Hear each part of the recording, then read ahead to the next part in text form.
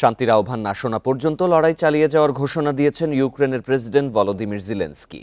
স্বাধীনতা দিবসে জাতির উদ্দেশ্যে দেয়া ভাষণে এই ঘোষণা দেন তিনি।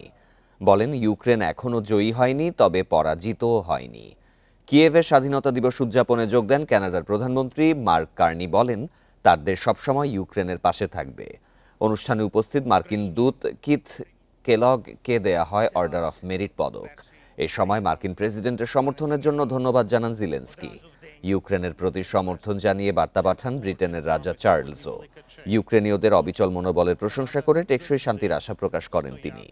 2026 সাল পর্যন্ত ইউক্রেনীয় সেনাদের প্রশিক্ষণ অব্যাহত থাকবে বলে জানায় British Sarkar. For me, it's an honor to give this order for you. Thank you so much. Thanks to you, to the United States President.